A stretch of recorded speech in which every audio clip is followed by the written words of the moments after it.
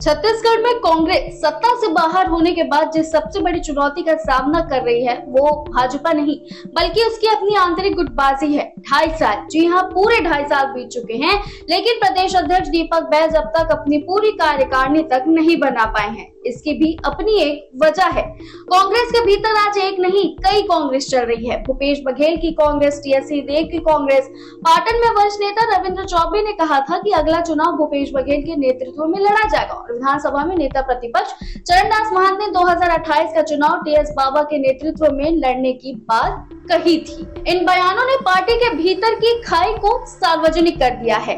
सबसे अहम सवाल यही है कि प्रदेश अध्यक्ष दीपक बैज के नेतृत्व में चुनाव लड़ने की बात आज तक किसी बड़े नेता ने खुलकर क्यों नहीं कही। हालांकि दीपक बैज और देवेंद्र यादव भी अपनी अलग कांग्रेस बनाने की तैयारी कर रहे हैं, लेकिन अभी बाबा और भूपेश से वो काफी दूर है।